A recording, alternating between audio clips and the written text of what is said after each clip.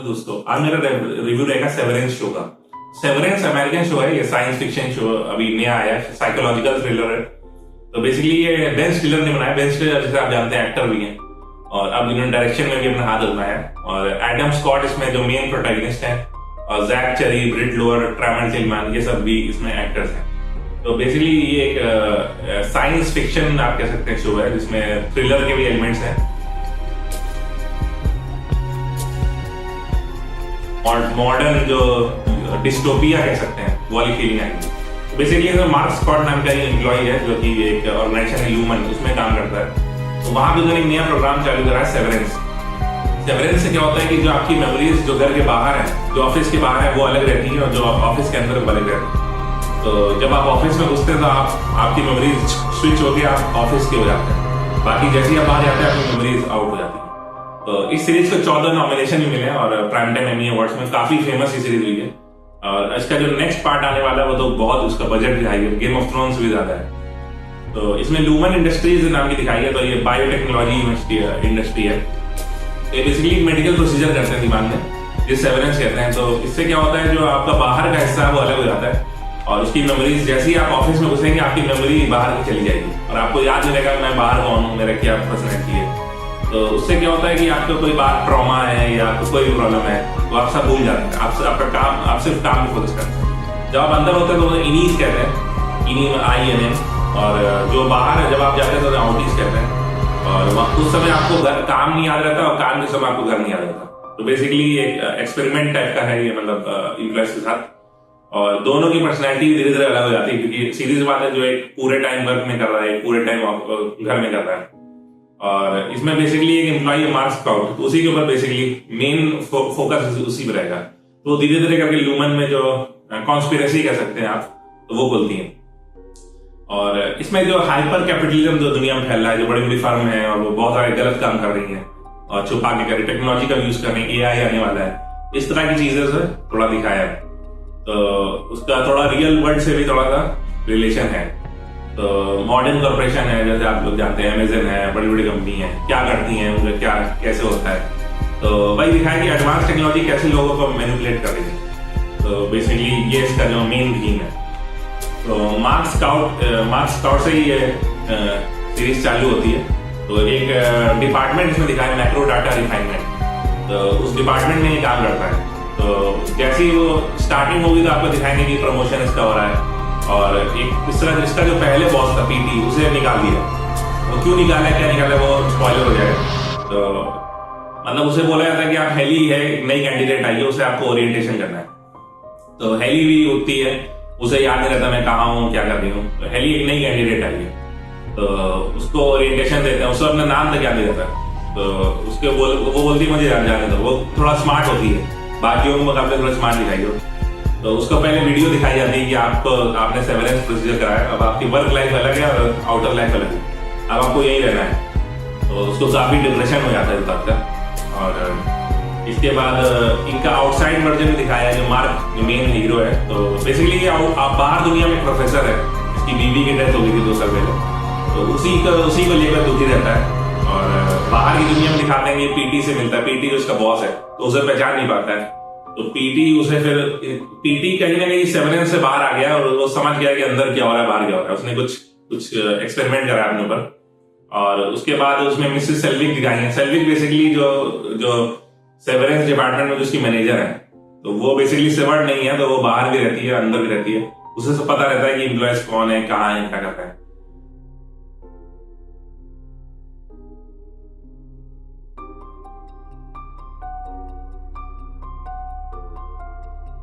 पहले कॉलेज में काम करता था और हिस्ट्री पढ़ाता था और वर्ल्ड वॉर के ऊपर पढ़ाता था। तो उसका थोड़ा इंट्रोडक्शन दिया है। और अब वो ल्यूमन के लिए काम कर रहा है। तो उसकी बेसिकली उसकी जो वाइफ है उसकी डेथ हो जाती है कार एक्सीडेंट में 2 साल। तो वो डिप्रेशन में चला जाता है, तो वो काम नहीं कर पाता है। तो वो सोचता है कि चलो यार अगर हम अपना सेवरेंस करा लें। तो वो ल्यूमन ज्वाइन करता है मैक्रो डाटा रिफाइनर के रूप में। और उसके बाद वो मैक्रो डाटा चीफ बन जाता है, मतलब रिफाइनर। और शुरुआत में मतलब ये दिखाया वो चीफ बन गया और PT जो उसका बॉस था वो चला गया। क्यों चला गया क्या है नहीं पता। और अभी 2 सालों से काम करते हुए हो गए। और उसकी वाइफ थी जेमा, जो कि मर गई। और इस बात का अभी भी डिप्रेशन है।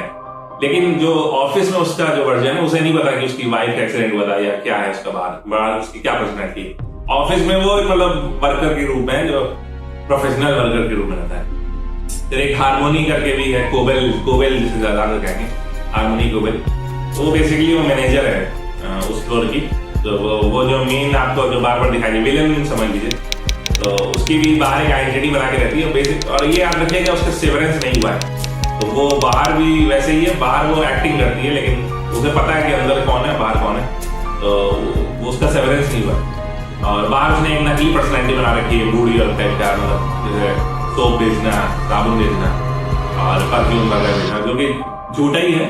और मार्क की शायद पड़ोसी है और वो पता रखती है कि मार्क क्या कर रहा है, मार्क चीफ बन गया मैक्रो डाटा रिफाइनमेंट का, तो वो उस पर नजर रखती है। इस तरह का उसका कैरेक्टर दिखाया, चालू कैरेक्टर मतलब बेसिकली कैरेक्टर। उसके बाद हेलिना है, जो कि हेली जिसे मैं कह रहा था।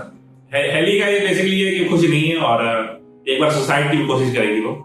और आगे जो दिखाया वो मैंने बता सकता उसका क्या है ओरिजिन, लेकिन हेली भी बहुत इंपॉर्टेंट कैरेक्टर है और आपको उसकी एक्टिंग भी अच्छी लगेगी। उसके बाद पीटर गिलमर दिखाया, जो पीटी मैंने जैसे बताया जो पहले बॉस था, और उसने जो है वो डिपार्टमेंट चीफ की पोजीशन से छोड़ दिया या छुड़वा दिया है, क्या हुआ है। और उसका यही है कि बेसिकली वो सेवरेंस से बाहर आ गया और उसने क्या करा है अपने ऊपर ये नहीं बताया गया। और बेसिकली पहले वो बॉस था, काफी लोग उसे पसंद करते थे और उसके अंडर में ही काम चलता था। I mean, I've subbed for PD before, so it shouldn't be that PD big. is no longer with this company. I'm sorry? I said PD is no longer with this company. I'm sorry, Mark. You guys are one of my favorite office friendships. I mean, there should have been some notice of this. What happened? We'd love to tell you, but unfortunately non-disclosure policy forbids. और mark से उससे काफी अच्छी दोस्ती भी थी और mark ये भी कहता था कि मेरा बेस्ट फ्रेंड तो पीटी है। और पीटी को सब लोग पसंद करते हैं, सब लोग चाहते थे कि पीटी वापस आए काम पे। और उसका स्टाइल थोड़ा अलग था, लेकिन बाद में वो सेवरेंस से बाहर आता है, वो कुछ मैसेज भी देता है इसे। तो वो क्या मैसेज है, उसका क्या मीनिंग है, ये अभी उतना नहीं क्लियर कराया गया, पूरे सीजन में नहीं कराया गया, तो कोई स्पॉइलर नहीं है। मिल्कशेक फिर दिखाया है। मिल्कशेक बेसिकली एक वर्कर है, अफ्रीकन अमेरिकन वर्कर है, तो ये सिक्योरिटी वगैरह देखता है और ओरिएंटेशन कराता है। इसका भी इसने भी एक्टिंग बहुत अच्छी करी है और इसे जब आप देखेंगे तो आपको लगेगा कि हाँ मतलब तगड़ी एक्टिंग करी है इसने और काफी नाजुक देखा है। और ये पूरी नजर रखता है कि कौन ऑफिस में क्या कर रहा है, कहाँ पे क्या कमी हो रही है, कहाँ पे क्या चीज चाहिए, क्या चीज बतानी है, क्या चीज नहीं बतानी है। तो बेसिकली जो मैनेजर है कोबेल, उसका मतलब नौकर या पिट्टू समझ लीजिए। उसके बाद एक डिलन नाम का है जो कॉमेडी करता रहता है, वो काफी मोटा सा है और मतलब हंसाता है और वो भी काफी मतलब लूमेंस के पर्क्स की बात करता रहता है। लूमेन में ऐसा मिलता है, लूमेन में ऐसा करो तो ऐसा मिलता है, वो हमेशा पर्क्स की बात करता है। तो वो थोड़ा सा मतलब फनी कैरेक्टर एक डाला है, अच्छा उसने भी बहुत अच्छी एक्टिंग करी। तो बेसिकली तो सारे एक्टर अच्छे हैं, एक्टिंग बहुत ही अच्छी करी है। और कई बार स्टिकी नोट्स से भी खेलता है, वो लगा लेता है और अलग अलग नाम देता है। और बाकी डिपार्टमेंट से वो थोड़ा डरता भी है, तो उसे लगता है कि बाकी डिपार्टमेंट मतलब क्या वो जंग छेड़ने जा रहे हैं इसके साथ क्या है। तो उसका भी कैरेक्टर यूनिक है, सारे कैरेक्टर अपने आप में यूनिक है। उसका मार्क का कैरेक्टर बिल्कुल यूनिक है, मैनेजर का कैरेक्टर यूनिक है, हेली का कैरेक्टर बिल्कुल यूनिक है, मरना चाहती है। वैसे ही इरविंग नाम का भी एक आदमी है जो कि सबसे सीनियर मोस्ट है, वो अपने काम पे फोकस करता है और फालतू बात नहीं करता है, सीरियस रहता है और वो रूल्स को भी बहुत फॉलो करता है, दूसरों से भी कहता है आप भी फॉलो करें। और वो भी काफी मतलब आर्मी टाइप का है और मजेदार आदमी है वो भी। और उसका बेसिकली है कि अब उसके साइड इफेक्ट आना शुरू हो गए सेवरेंस के, कई थोड़ा उम्र उसकी ज्यादा हो गई है, तो कभी उसे नींद आ रही है और नींद आना वहाँ अलाउड नहीं, क्योंकि सपना जब आप देखते हैं तो शायद आप सेवरेंस से थोड़ा सा बाहर आ जाए और आपको घर की बातें पता लग सकती है। तो उसे नींद आती है, उसे कई बार सपनों में ब्लैक ब्लैक दिखता है और रंग दिखता है उसे। शायद बाहर उसका कुछ पेंटिंग का कुछ है, मतलब बाहर की पर्सनैलिटी में पेंटिंग है।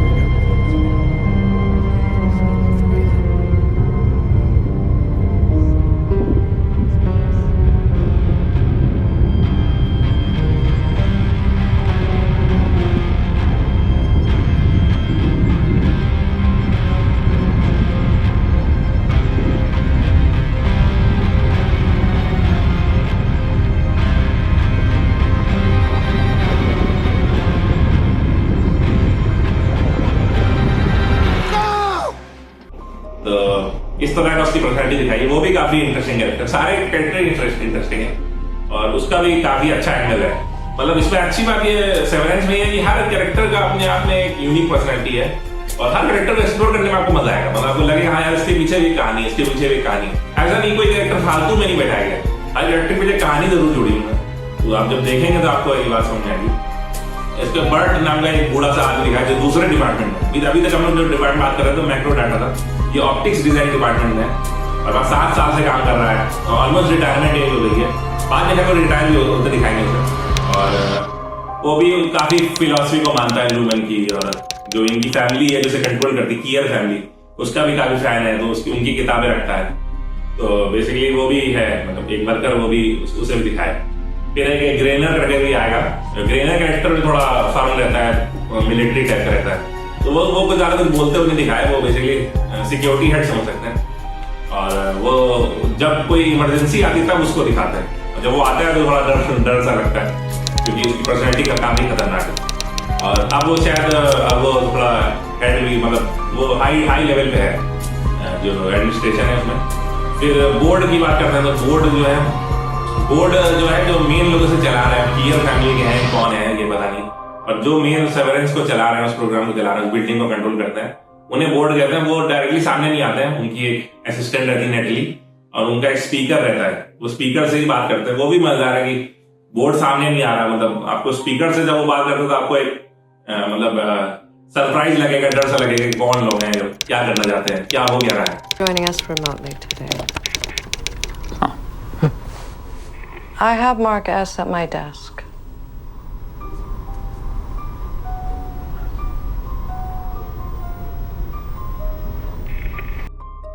Board basically main controlling body है, तो वो है। सीजन 1 के एंड होने तक आप लोगों को पता नहीं लगा बोर्ड क्या है, और बहुत अच्छा मतलब सीजन था।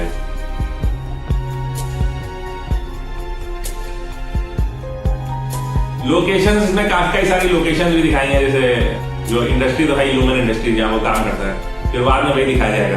एक लॉबी दिखाई जाएगी, वहां चलते हुए आ रहा है, और उसके बाद जो इनका मैक्रो डाटा रिफाइनमेंट का जो मेन ऑफिस है वो दिखाते हैं। एलिवेटर बहुत इंपॉर्टेंट है। एलिवेटर जब आप ऊपर आते हैं तो आपकी मेमोरी चली गई होती है, जब आप नीचे होते हैं तो मेमोरी होती है। एलिवेटर बेसिकली कनेक्टिंग है आउटी और इनी में, अब वो रियल है वर्चुअल है ये सब अभी नहीं इतना क्लियर हुआ है। उसके बाद सेवर्ड फ्लोर, पूरा फ्लोर है काफी बड़ा, उसी में इनका डिपार्टमेंट है, अलग अलग डिपार्टमेंट्स है। तो आपका मैक्रो डाटा है, ऑप्टिक्स डिजाइन है। शुरुआत में तो पता नहीं होता कि दूसरे डिपार्टमेंट नहीं है, पर बाद में पता लगेगा। इस तरह से डिपार्टमेंट्स है सेवर्ड फ्लोर में। और किचन है, छोटा सा किचन भी दिखाया है जहाँ पे लोग खाते पीते हैं और मस्ती करते हैं थोड़ा। और उसके बाद स्टोरेज क्लोजेट है जिसमें इनका आइटम्स रखे रहते हैं जो कि office day to day use होता है, उस तरह के आइटम्स है। और बाथरूम है, रेस्ट रूम है, और रेस्ट रूम का भी एक रोल है कि उसमें भी हेली जाती है और वो करती है, इस तरह का है। तो कई सारे हैं इसमें। एक रूम में बकरे बंधे हुए हैं, वो भी है, क्यों है क्या है पता नहीं है।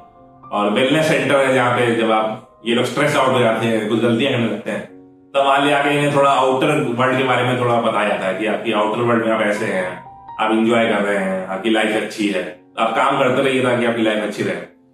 और भी इस तरह का है। लेकिन जो इनी है उसके अंदर दिल में मतलब बेसिकली आप 2 पार्ट में डिवाइड हो गए। जो इनी है उसको एक थोड़ा गुस्सा रहता है कि यार मैं काम करता हूँ और मेरा आउटी जो है बाहर मजे ले रहा है, तो बेसिकली एक रिजेंटमेंट हो जाता है इनी को। और आउटी को रहता है चलो यार उसे काम करने दो, मैं तो बाहर ही हूँ। एक ही आदमी है लेकिन उसके दो रूप में बढ़ जाता है।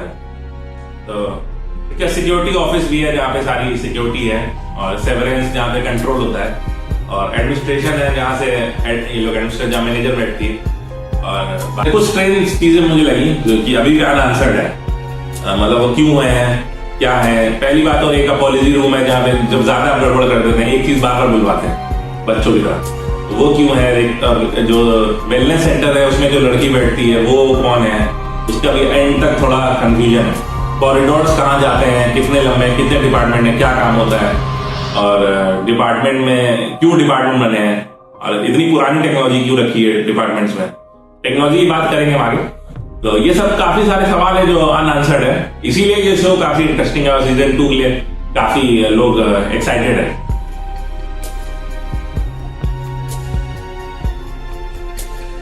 तो इसकी सेटिंग अगर बात करते हैं, सेटिंग बेसिकली इसकी मतलब रेट्रो फ्यूचरिज्म कह सकते हैं। तो बेसिकली एक ऐसी वर्ल्ड दिखाई है, काफी मॉडर्न टेक्नोलॉजी है जहाँ पे डिस्टोपियन सोसाइटी कह सकते हैं, जहाँ मतलब खराब मॉडर्न सोसाइटी है और लेकिन एस्थेटिक्स इसका विंटेज है। मतलब जो उसका टीवी है, जो उसका काम कर रहे हैं, कंप्यूटर है, जहाँ वो लोग बैठे हैं, वो सब पुराना जैसे विंटेज कलेक्शन होता था वैसा है।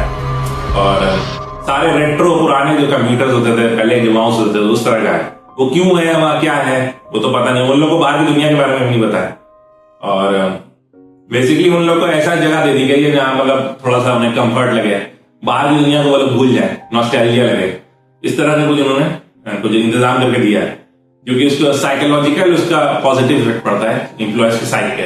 और इसमें थोड़ा सा ह्यूमरस एंगल भी है, तो आप अगर आप देखेंगे। There is a life to be had here, Helly. A life to be had?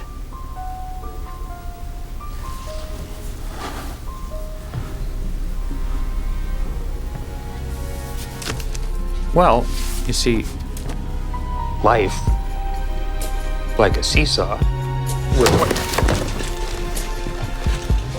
Let me the fuck out of here! तो इसमें थोड़ा ह्यूमरस एंगल भी दिखाया है। एक किताब का भी इसमें काफी है, मतलब आप आगे जाके देखेंगे किताब का भी रोल है इसमें, तो मैं बताऊंगा नहीं, पर उसका भी एक इम्पोर्टेंट रोल है, जो कि मार्क की जो आप कह सकते हैं शायद उसका बहन का हस्बैंड देता है।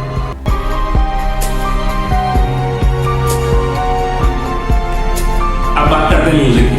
म्यूजिक काफी लाइट है, म्यूजिक बहुत ही अच्छा है, मतलब 10 on 10 कह सकते हैं। और ये वहाँ के फेमस म्यूजिक कंपोजर हैं थियोडोर शपीरो।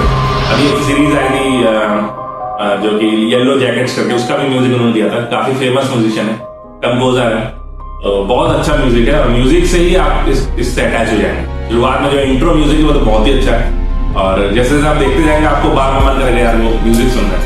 इसके म्यूजिक बहुत ही अच्छा है, बहुत लाइट है और ज्यादा शोर शराबे वाला नहीं है, अच्छा है म्यूजिक। लाइटिंग बहुत ही अच्छी है, लाइटिंग मतलब बहुत अच्छी वाइट लाइटिंग ज्यादातर दिखाई है और कॉन्ट्रास्ट पैदा करा है। जैसे वाइट लाइट है, ग्रीन फ्लोर है और ब्लू मतलब प्राइमरी कलर ज्यादा यूज करेंगे। तो क्यों यूज करेंगे नहीं पता, पर प्राइमरी कलर्स का ज्यादा रोल है। और ज्यादा कचड़ा नहीं है और साफ रूम्स है, उसमें लाइट्स है। और बेसिकली एक तरह से आप समझिए कि इन्हीं का पर्सनैलिटी दिखाने के लिए, इन्हीं सिर्फ वर्क रिलेटेड है। और आउटर में जब वो जाता है तो डार्क लाइट्स है इस शो में, मतलब डार्क साइड दिखाएंगे, क्योंकि बाहर उनकी लाइफ इतनी अच्छी नहीं जितना अंदर दिखाया गया। बाहर उनके ऊपर डिप्रेशन है, उनकी यादें हैं, उनके साथ जो पहले हुआ है। कई सारे लोग तो सेवरेंस से परेशान भी है, वो उसको मतलब इन्वेस्टिगेट भी कर रहे हैं। अब बात करते हैं सेवरेंस 2 की। अभी इन्होंने सेवरेंस 2 का मतलब थोड़ा हिंट दे दिया है। सेवरेंस 2 मेरे ख्याल से जनवरी 25 ऐसे कुछ शायद आने वाला है, और उसके बाद आगे पता लगेगा बेसिकली अब होने के वाला है, ये लोग करते हैं शायद ये सब आगे सेवरेंस 2 में इस सब की भी बातें होंगी।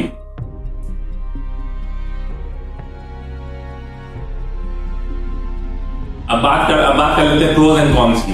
तो प्रोज में ये इसकी स्टोरी बहुत अच्छी है, स्टोरी एंगेजिंग है, स्टोरी आप लगातार हुकअप रहेंगे। कैरेक्टर बहुत अच्छे बनाए, कैरेक्टर जो वो है कि हर कैरेक्टर की अपनी कहानी, जो मैंने पहले बताया। म्यूजिक बहुत अच्छा है, म्यूजिक एडिक्टिव है, आपको लगेगा यार बार बार सुनने का मन करेगा। वो तो मैंने तो अपनी रिंगटोन बना ली थी। और डायरेक्शन बहुत अच्छा है, कैमरा मूवमेंट बहुत अच्छा है।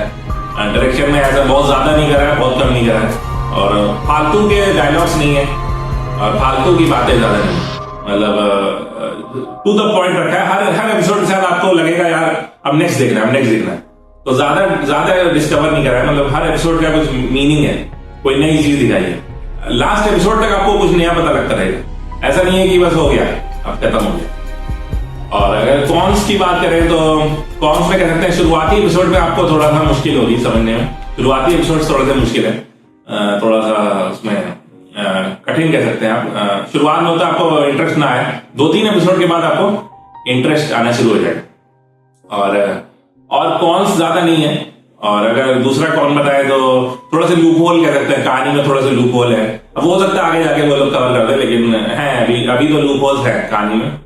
और कॉन्स की बात करें तो थोड़ा सा मतलब आप कह सकते हैं कि लैंग्वेज थोड़ी सी डिफिकल्ट है, थोड़ा सा अगर आपका इंग्लिश कमजोर है हो सकता है थोड़ा सा आपको प्रॉब्लम होगी शुरुआत में, लेकिन एक बार आपको बेसिक स्टोरी समझ में आ गई तो फिर उसके बाद प्रॉब्लम नहीं।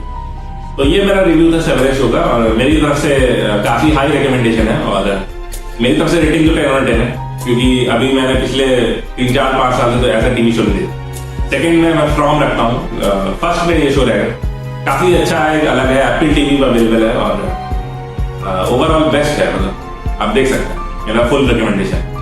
थैंक यू फॉर लिसनिंग, और मेरा channel please like share and subscribe. Thank you.